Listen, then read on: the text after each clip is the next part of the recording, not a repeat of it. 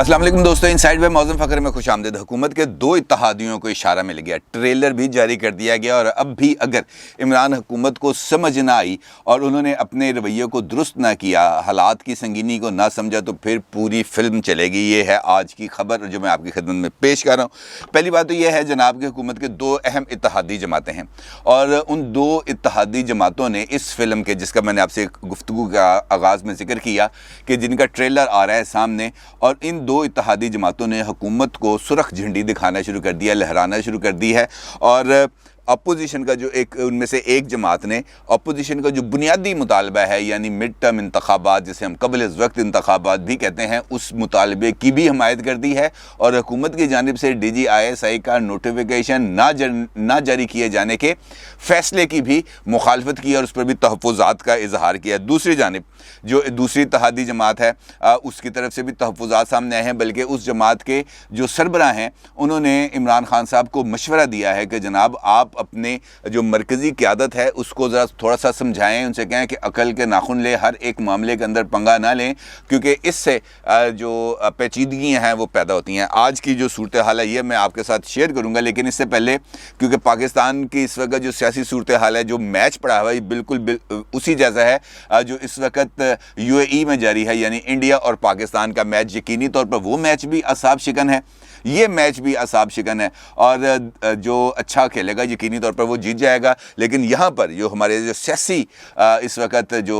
Match पड़ा हुआ है, इस मैच के अंदर चूँकि ये 2020 का मैच नहीं है जो वहाँ पे हो रहा है UAE में, ये है जनाब मुकम्मल तौर पर एक ऐसा टेस्ट मैच जिसके अंदर आपको मुकम्मल तौर पर अपना जो टेम्परामेंट है उसको आपने एक्सरसाइज करना है और वक्त लेना है और वक्त लेकर अपनी प्लेसिंग करनी है, शॉट्स लगानी है, फील्ड सेट करनी है, व्हाटएवर यू वांट। लेकिन ज़रूरी यह है कि इस सारी सूरत हाल को अच्छे तरीके से देखा जाए, इसको 2020 ना बनाया जाए। और मेरा ख्याल है, लेकिन अब चूँकि ये आखिरी इनिंग्स के खेल चल रहे हैं, यहाँ पर ये छिक्के चौके लगने या जल्दी जल्दी बैट्समैन के आउट होकर पवेलियन में वापस जाने का टाइम है, क्योंकि प्रेशर को सस्टेन करना बहुत ज़्यादा मुश्किल अमल होता है और सियासत के अंदर, और ख़ास तौर पर उस गवर्नमेंट के लिए जो गवर्नमेंट अपने 3 साल की मुद्दत के अंदर अवाम की हमायत से महरूम होती चली गई हो, उसके लिए ये टेस्ट ऑफ टेम्परामेंट जो है ये इसको शो करना बहुत ज़्यादा मुश्किल हो जाता है। बात करते हैं जनाब उस ट्रेलर की जिसका मैंने आपसे जिक्र किया। हुकूमत की एक अहम इत्तेहादी जमात है, उसका नाम है जनाब MQM ने हुकूमत को दिखा दी है एक सुरख रंग की झंडी, और जो अपोजिशन का मुतालबा है मिड टर्म इंतखाबात, उसकी भी हमायत कर दी है। और ये जो खबर जिसका मैं आपके साथ जिक्र कर रहा हूँ ये ARY की है, सरकारी TV चैनल नेटवर्क की ये खबर है। और ARY के मुताबिक MQM पाकिस्तान की राब्ता कमेटी का इजलास हुआ बहादुराबाद में, और इस इजलास में मुल्क के अंदर महंगाई, सियासी सूरत हाल, अवामी मसाइल के हवाले से गौर व फिक्र किया गया। इस इजलास में MQM के अरकान असम्बली, बल्दियाती नुमाइंदों ने भी शिरकत की। सदारत की है इसकी कन्वीनियर जनाब खालिद मकबूल सिद्दीकी साहब ने। और ये जो इजलास था इसमें आइंदा का लाहे अमल पर भी गौर किया गया और मुख्तलिफ नकात पर गुफ्तगू की गई। इस इजलास के बाद मीडिया से गुफ्तगू करते हुए डॉक्टर खालिद मकबूल सिद्दीकी ने कबल अज़ वक्त इंतखाबात का जो ऑप्शन है उसकी हमायत की। उन्होंने कहा कि अगर कौम को ज़रूरत हो तो कबल अज़ वक्त इंतखाबात हो सकते हैं। हुकूमत में और बाहर रहकर मसाइल हल करने के दोनों ऑप्शंस मौजूद हैं। उनका कहना था कि मुल्क के हालात बहुत ख़राब हैं, महंगाई बहुत ज़्यादा हो चुकी है, बद इंतज़ामी भी महंगाई की वजह से है। वज़ीर आज़म से मुतालबा करते हैं कि वो गरीबों के लिए कुछ करें। उनका ये कहना था कि हमने हुकूमत का साथ जमहूरियत बचाने के लिए दिया, अगर हमारे बग़ैर जमहूरियत बच सकती है तो हम अलहदा हो सकते हैं। हुकूमत और फ़ौज को ही नहीं, पूरी कौम को एक पेज पर होना चाहिए। अगर कौम को ज़रूरत हो तो इंतखाबात हो सकते हैं। उनका यानी खालिद मकबूल सिद्दीकी साहब का ये कहना था कि DGISI की तकरीर का नोटिफिकेशन जारी ना होने पर हम सबको बेचैनी, और जो असल ख़ास जुमला उनका वो ये है कि वोट नहीं बोलेगा तो रोड बोलेगी। यानी अगर जो मामला, यानी जो पार्लियामेंट के अंदर इस वक्त चीज़ें हैं, पार्लियामेंट के अंदर उनको तय ना किया गया तो फिर पार्लियामेंट के बाहर, यानी ये फैसले होंगे सड़कों पर, चौकों पर, चौराहों पर, चाय के जो ठेले हैं, ये जो चौक चौराहे हैं उधर, और वहाँ पर जो फैसले होते हैं वो उसको, उन फैसलों پر عمل درآمد کو روکنا پھر بہت زیادہ مشکل ہو جاتا ہے۔ ایم کیو ایم کے اوپر اب دباؤ بڑھتا چلا جا رہا ہے۔ ایم کیو ایم کے اوپر جو دباؤ بڑھنا ہے اس کی بنیادی وجہ ہے، اور آپ کو یاد ہوگا کہ احسن اقبال صاحب جو مسلم لیگ نون کے سیکرٹری جنرل ہیں، ان کی طرف سے بھی ایک بیان سامنے آیا تھا جس میں انہوں نے ایم کیو ایم، خاص طور پر پاکستان مسلم لیگ کاف، ان دونوں جماعتوں سے کہا تھا کہ آپ خاص طور پر ایم کیو ایم کہ آپ ہیں متوسط طبقہ کی نمائندہ جماعت، اور آپ کے جو زیادہ سے زیادہ ووٹر اور سپورٹر ہیں وہ ہیں متوسط طبقے کے، اور متوسط طبقہ اس وقت موجودہ حکومت کے اندر جو مہنگائی ہے اس کا سب سے زیادہ نشانہ بن چکا ہے۔ لہٰذا اگر آپ نے اپنے ووٹر اور سپورٹر کی بات نہیں کرنی، ہماری تو چھوڑیں، اگر آپ نے اپنے ووٹر اور سپورٹر کی بات نہیں کرنی، ان کو مہنگائی سے بچانے کے لیے آواز نہیں اٹھانی، تو پھر آپ کا حکومت کے اندر رہنے کا کوئی فائدہ نہیں، اور اگر حکومت کے اندر رہنے کا کوئی فائدہ نہیں تو آپ کم از کم باہر نکل کے ان لوگوں کے ساتھ تو کھڑے ہوں جو آپ کا بنیادی طور پر ووٹ بینک ہے۔ اور یہی وہ نقطہ ہے جو اب ایم کیو ایم اور مسلم لیگ کاف سمیت دیگر جو جماعتوں کو سمجھ میں آ رہا ہے کہ اب اگر ہم مزید کچھ عرصہ اسی سیٹ اپ کے اندر موجود رہے تو پھر ہمارا حال بہت برا ہو جائے گا، کیونکہ یہ تمام جو چھوٹی چھوٹی جماعتیں ہوتی ہیں یہ ہلکے کی سیاست کرتی ہیں، 8-10 جو سیٹوں کی جماعتیں، خاص طور پر کاف لیگ اور ایم کیو ایم، چونکہ شہری علاقوں کی بہت بڑی جماعت ہے، خاص طور پر کراچی اور حیدرآباد کی ان کی اچھی ریپرزنٹیشن بھی ہے نیشنل اسمبلی میں، تو ان کے لیے ضروری ہے کہ وہ اپنے حلقوں کی نمائندگی کریں، اور اس کے لیے ضروری ہے کہ وہ جو پاپولر پالیٹکس ہے، چونکہ اب اگلے الیکشن آنے ہیں، ان کو پاپولر جو پالیٹکس ہے، پبلک پالیٹکس، اس کی طرف جانا ہے، اور اس کے لیے جانے کے لیے انہیں اب اس ٹرانزیشنل فیز سے گزرنا ہے، یعنی حکومتی بینچوں سے اٹھ کر نیوٹرلائزڈ ہونا اور پھر نیوٹرلائزڈ ہو کے دوسری طرف جانا، اور یہی وہ راستہ ہے جس پر اب ایم کیو ایم چلتی ہوئی نظر آ رہی ہے۔ ادروائز ایم کیو ایم کی طرف سے اس قسم کے بیانات سامنے نہیں آتے، اور ایم کیو ایم پاکستان اور مسلم لیگ کاف اور بلوچستان عوامی پارٹی، یہ وہ تین جماعتیں ایسی ہیں جن کے بارے میں یہ بات بڑے کھلے ڈھلے انداز میں کی جاتی ہے کہ یہ اشاروں پر کام کرتے ہیں۔ اشاروں سے مراد آپ سمجھ رہے ہیں کہ کس کے اشارے اور کس اشاروں پر کام کرتے ہیں۔ اب چونکہ انہوں نے دیکھا کہ ایک خلیج بنتی چلی جا رہی ہے،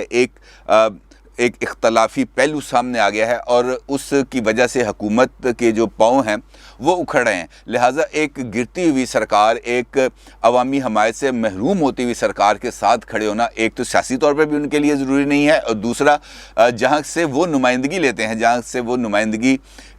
یہاں سے وہ احکامات لیتے ہیں، وہاں سے بھی اب اس بارے میں شاید ان کو یہ اشارہ کیا گیا کہ ذرا ہلکا یا ٹریلر تے چلاؤ، ذرا لگ پتہ جائے کردے کی پہنے، تو یہ آگئی ایم کیو ایم کی صورتحال۔ دوسری جماعت میں نے آپ کو ذکر کیا تھا وہ تھی بلوچستان عوامی پارٹی۔ بلوچستان عوامی پارٹی کے اس وقت جو صدر ہیں وہ بھی تھوڑے سے مشکوک ہیں، لیکن خیر، جام کمال صاحب ہیں اس وقت وزیر اعلیٰ بلوچستان، اور آپ کو معلوم ہے کہ کل صبح 11 بجے ان کے خلاف جو تحریک عدم اعتماد ہے اس پر ہونی ہے ووٹنگ، اور اس ووٹنگ کو رکوانے کے لیے انہوں نے بڑی کوششیں بھی کیں، اور کل سے پرویز خٹک صاحب اور صادق سنجرانی صاحب یہ بیٹھے ہوئے ہیں کوئٹہ میں جام صاحب کی حمایت پہ، لیکن جام صاحب کو ان کا وہاں پہ بیٹھنا کچھ زیادہ اچھا اس وجہ سے نہیں لگ رہا، کیونکہ اب انہوں نے بھی جب دیکھا کہ اکثریت جام صاحب سے ہٹ کر ان کے باغی گروپ کی طرف چلی گیا، تو اب انہوں نے جام کمال صاحب کے متبادل کو تلاش کرنا شروع کیا، جس کا جام کمال صاحب نے یقینی طور پر برا منایا، اور انہوں نے ٹویٹر پر آئے ہیں، اور ٹویٹر پر آ کے انہوں نے کچھ ٹویٹس کیے ہیں۔ ایک ٹویٹ تو انہوں نے جو ایک مشہور فلسفی ہیں، شاعر ہیں، ابن العربی، ان کا ایک انہوں نے اسکرین شاٹ، اس کا آپ اسکرین پہ دیکھ سکیں گے۔ دوسرا انہوں نے جو پیغام دیا عمران خان صاحب کو، وہ بڑا امپورٹنٹ ہے۔ سب سے پہلے پیغام، اور اس کے بعد ان کا جو مختلف ٹویٹس ہیں اس کا میں آپ کو ذکر کروں گا۔ وزیر اعلیٰ بلوچستان جام کمال صاحب نے عمران خان صاحب کو مشورہ دیا۔ ان کا یہ کہنا ہے کہ اپنے وفاقی سطح کے پارٹی ممبران سے کہیں کہ بلوچستان کے اندرونی معاملات میں دخل اندازی نہ کریں، تاکہ پی ٹی اے بلوچستان صوبائی سطح پر اپنا کردار ادا کر سکے۔ یعنی جو وفاقی مداخلت ہے بلوچستان میں، اس کی وجہ سے جام کمال صاحب یہ سمجھ رہے ہیں کہ ان کی حکومت اچھے طریقے سے پرفارم نہیں کر پا رہی، اور وہ صوبائی سطح پر اپنا کردار ادا نہیں کر پا رہے، یعنی وہاں پر بھی پنجاب کی طرح عمران خان صاحب ایک پراکسی گورنمنٹ کو چلانے کی کوشش میں تھے، جو ابھی تک ان کو نہیں مل سکا۔ اس کے ساتھ جام کمال صاحب نے یہ کہا ہے کہ 2 ماہ میں بہت سی چیزیں کھل کر سامنے آئی ہیں، چہرے اور سیاست کے نام نہاد اصول سامنے آئے ہیں، لالچ اور اقتدار کی حرص، سازشیوں اور بہت سے ہیروز کو بھی دیکھا۔ اور انہوں نے کہا کہ اقتدار اور لالچ کے بھوکے اپنا یہ شوق بھی پورا کر لیں۔ صوبے کو نقصانات کے ذمہ دار بی اے پی ناراض گروپ، پی ڈی ایم اور چند مافیاز ہوں گے۔ لیکن یہاں پر بھی یقینی طور پر اس پر بھی میں آپ کو بات کروں گا، لیکن وہ ٹویٹ جو انہوں نے نام پر مفکر، فلسفی اور شاعر ابن العربی کا ٹویٹ کیا، جو اس وقت آپ کی اسکرین پر ہے، وہاں پر ان کا یہ کہنا تھا، یعنی اس ٹویٹ میں جو انہوں نے کال شیئر کیا ہے ابن العربی کا، وہ یہ ہے کہ ہو سکتا ہے دنیا میں منافقت جیت جائے مگر آخرت سچ کی کامیابی کا دن ہے۔ یعنی اب جام کمال صاحب کو اس بات کا اندازہ ہو چکا ہے کہ اب وہاں پہ ان کا جو گیم ہے وہ is near to be over, کیونکہ جو اکثریت ہے وہ واضح طور پر نظر آ رہی ہے کہ وہ اس وقت بی اے پی کے ناراض گروپ کے ساتھ ہے، جس کو اپوزیشن کی حمایت بھی حاصل ہے، جس کو جے یو آئی ایف کی حمایت حاصل ہے، جس کو پیپلز پارٹی کی حمایت حاصل ہے، کیونکہ پیپلز پارٹی کے ثناء اللہ زہری صاحب اس وقت چونکہ وہی واحد پیپلز پارٹی کے میں شامل ہونے کے بعد رکن بنے ہیں، وہ پیپلز پارٹی کی طرف سے یا پیپلز پارٹی سے انہوں نے بھی جو عبدالقدوس بزنجو صاحب ہیں ان کی حمایت کا اعلان کر دیا ہے۔ اور وہ جو 4 لوگ گئے تھے جو لاپتہ ہو گئے تھے، ان میں سے ایک نے کہا تھا کہ میں دم کرانے گیا ہوں، جو اس وجہ سے میں بلوچستان اسمبلی کے اجلاس میں نہیں شریک ہو سکا، تو وہ بھی آ گئے۔ لیکن خبر یہ ہے کہ جام کمال صاحب نے اس سارے معاملے کو اب نیشنل سطح پر اٹھانے کا فیصلہ کیا، اور آنے والے دنوں میں ہم دیکھیں گے کہ ان کی طرف سے جو یعنی بی اے پی کے جام کمال گروپ کا جو گروپ ہے وہ سامنے آئے گا، اور سامنے آ کر عمران خان صاحب کی گورنمنٹ کو ٹف ٹائم دینا شروع ہوگا۔ اور یہ وہ ٹف ٹائم بھی اسی سلسلے کی کڑی ہے جس کا میں نے آپ سے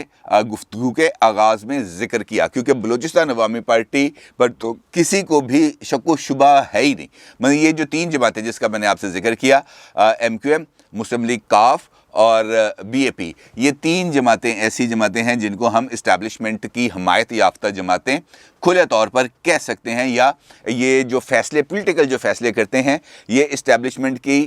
پسند اور ناپسند کو مد نظر رکھتے ہوئے کرتے ہیں۔ اور اسی سلسلے میں مسلم لیگ کاف کی طرف سے بھی بیان سامنے آیا تھا، جو میں نے کل آپ کے ساتھ شیئر کیا تھا، کامل علی آغا صاحب کا، جو ان کے مسلم لیگ کاف کے سینئر رہنما بھی ہیں اور سینیٹر بھی ہیں، ان کی طرف سے بھی یہی کہنا تھا کہ جناب یہ صورتحال اب ہمیں بدلنی چاہیے، اس کو آگے بڑھانا چاہیے، کیونکہ یہ اگر اب آگے نہیں بڑھے گی، اب مہنگائی پر قابو نہیں